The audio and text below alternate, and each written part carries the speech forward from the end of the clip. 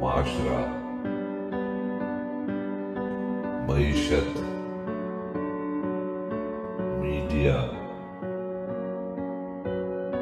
مذہب اور ماں۔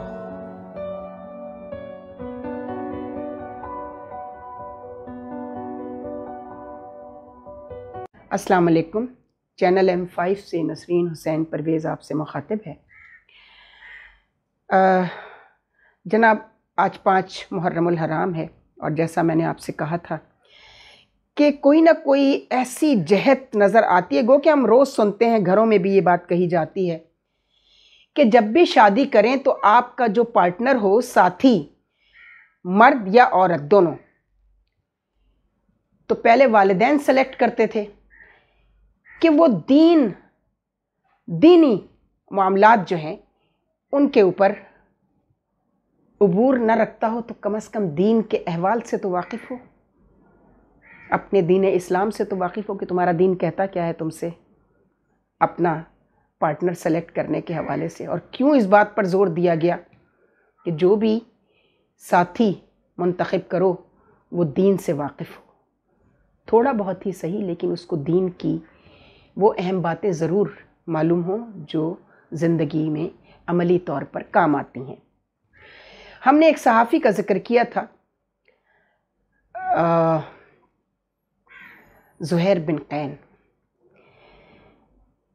جو حضرت مسلم بن عقیل سفیر اسلام کوفہ میں قتل کیے گئے، اور ان کے قتل کی اطلاع دینے سے پہلے ہی زہیر بن قین کو قتل کر دیا گیا تھا۔ جب مدینے میں ہوتے ہیں زہیر بن قین اور امام حسین مدینے سے عراق کے لیے روانگی کا ارادہ کرتے ہیں اور اپنے اصحاب کو، اپنے اعز و اقربا کو جمع کرتے ہیں، تو کسی پر زور زبردستی نہیں، جو جانا چاہتا ہے چلے۔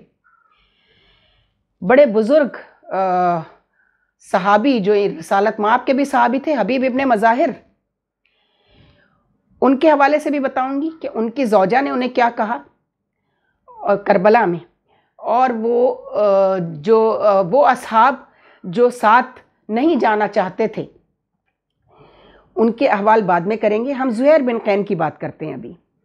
زہیر بن قین جو ہیں وہ صحافت اس طرح تو نہیں موجود تھی پہلے، اس کے مختلف طور طریقے رائج تھے، تو ان کی جو بیوی ہیں ان کو جب پتہ چلا کہ امام حسین نے سب کو بلایا ہے اور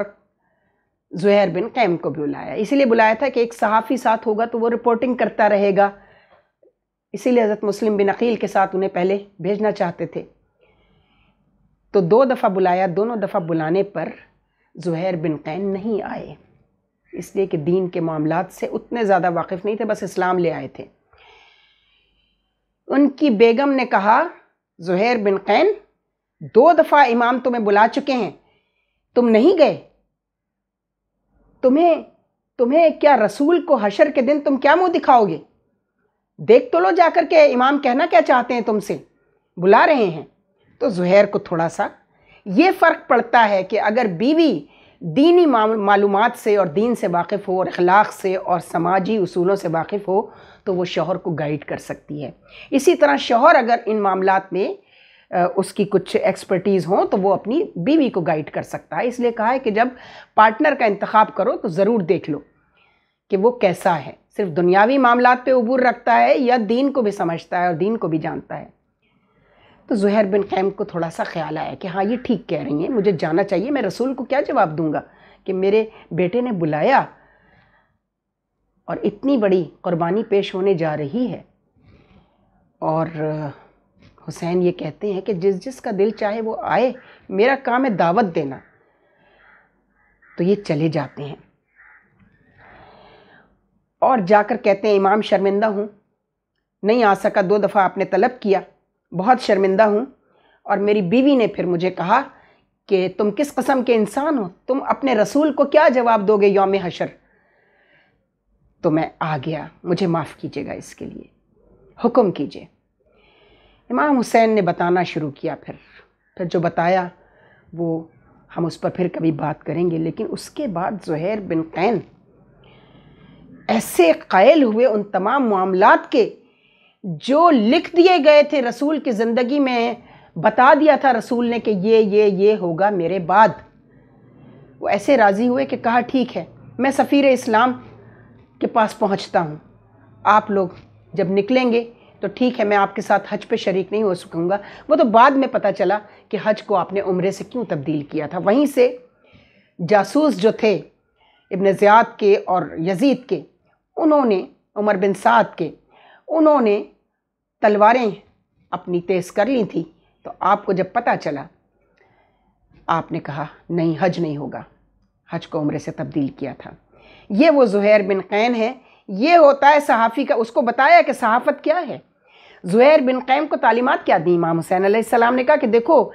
تم صحافی ہو، تم معلومات کٹھے کرتی ہو اور لوگوں کو بتاتے ہو، یعنی جو اس وقت رپورٹنگ کا طریقہ رائج تھا کہ سارے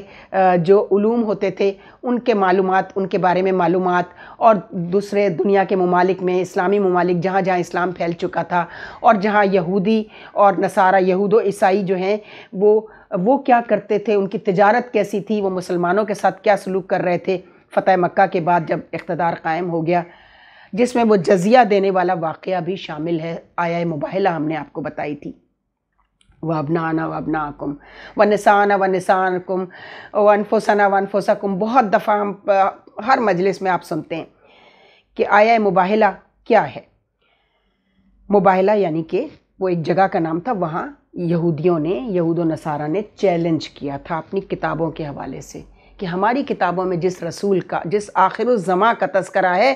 کیا تم وہی ہو؟ تمہارے نفوس وہی ہیں، تمہارے بیٹے وہی ہیں، تمہاری عورتیں وہی ہیں؟ اگر وہ سامنے لے آؤ تو ہم تمہیں رسول بھی مان لیں گے مسلمانوں کا، اور ہم تمہیں جزیہ دینا بھی قبول کر لیں گے۔ اس کے بعد جب انہوں نے دیکھا یہ وہ ہستیاں ہیں جن کا ہماری توریت اور انجیل میں ذکر ہے، تو انہوں نے، ان کے راہبوں نے، ان کے جو پادری تھے، انہوں نے کہا، جس کو آج کل فادر کہتے ہیں آپ، انہوں نے کہا کہ نہیں، یہ وہ ہستیاں میں دیکھ رہا ہوں کہ اگر یہ پہاڑ کو حکم کریں اپنی جگہ سے ہٹنے کا تو وہ ہٹ جائیں گے، ان سے مقابلہ نہ کرنا اور ان کی بات مان لینا۔ ان کی بات مانی گئی اور انہوں نے جزیہ دینا قبول کیا۔ اسلام میں آکٹرائے کا جو نظام ہے، راہداری کا، وہ بھی ہم کسی وقت ڈسکس کریں گے کہ آکٹرائے کیسے قائم ہوا تھا۔ تو جناب علی، زہیر بن قین کو آپ نے کہا صحیفے سے نکلا ہے یہ علم، یہ صحافت جو ہے یہ نہیں ہے جو آج کی صحافت آپ دیکھ رہے ہیں۔ اس سے پہلے بھی اس طرح کی صحافت ہوتی رہی، لیکن اتنی بیہودہ صحافت کبھی بھی نہیں تھی، چونکہ اب تو ہر آدمی نے قلم اور کیمرہ اور مائک اور پکڑ لیا ہے نا، تو اس سے آپ صحافی تو نہیں بن جاتے، آپ کی پروجیکشن ضرور ہو جاتی ہے، آپ فائدے ضرور حکومت وقت سے اور سیاستدانوں سے ضرور حاصل کر لیتے ہیں، جو کہ ہو رہا ہے۔ اس وقت ایسا نہیں تھا، چونکہ زہیر کی ریپوٹیشن بہت اچھی تھی، شہرت بہت اچھی تھی زہیر بن قین کی، اس لیے آپ نے زہیر کو طلب کیا تھا کہ میں اس کو راستہ دکھا دوں۔ آپ نے کہا زہیر تم ایسے علم سے وابستہ ہو جو اللہ کے کلام کا علم ہے، صحیفے سے نکلا ہے یہ صحافت کا علم، اس لیے اس میں ڈنڈی نہ مارنا کبھی بھی، چونکہ تمہاری شہرت اچھی تھی، میں نے تمہیں بلایا کہ اب جو کچھ ہونے جا رہا ہے وہ تاریخ اسلام کا ایک ایسا باب ہوگا جسے تم صحیح طور پر رقم کر سکو گے، تم سے پورا مجھے اس پر بھروسہ ہے۔ تمہارے پروفیشنل آنیسٹی کی انہوں نے بات کی، تمہاری صحافتی ذمہ داریوں کو میں دیکھ رہا ہوں۔ تو پھر وہ ایسے راضی ہوئے کہ انہوں نے کہا کہ امام مجھے معاف کیجیے گا کہ میں اپنے پیشے کی دنیا داری سے تو واقف تھا، لیکن اس کی جو دینی اہمیت ہے اس سے واقف نہیں تھا۔ تو آپ نے کہا کہ میں نکل رہا ہوں اور میں سفیر اسلام حضرت مسلم بن عقیل کے کوفہ پہنچنے سے پہلے کوشش کروں گا کہ وہاں پہنچ جاؤں۔ راستے بہت طویل ہوتے تھے، اونٹوں پر سفر ہوتا تھا، سواریاں آج کل کی جیسی تو نہیں تھی، نہ ہوائی جہاز نہیں تھے، ٹرینیں نہیں تھیں، بسیں نہیں تھیں، موٹریں نہیں تھیں۔ آپ نکل گئے،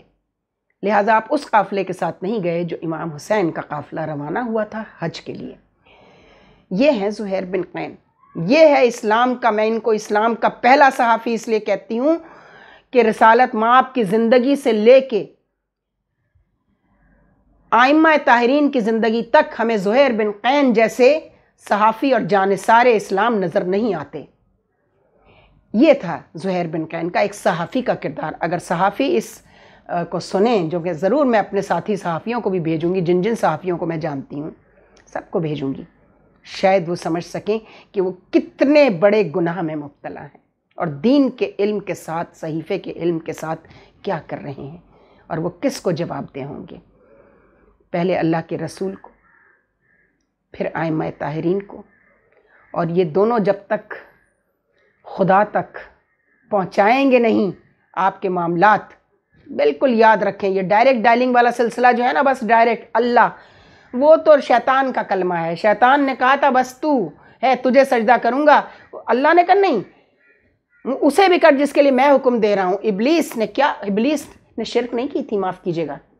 ابلیس مشرک نہیں ہے، ابلیس تکبر کر رہا تھا، ابلیس نے نافرمانی کی، اس لیے اس کو اللہ نے راندہ درگاہ کیا۔ ان چیزوں کو سمجھنے کی ضرورت ہے، ان کی گہرائی میں جانے کی ضرورت ہے۔ خدا حافظ۔ سانائے ہستی ہم اپنے آقا کو سنائے جاتے ہیں، افسانۂ ہستی ہم اپنے آقا کو سنائے جاتے ہیں، امید لگائے بیٹھے ہیں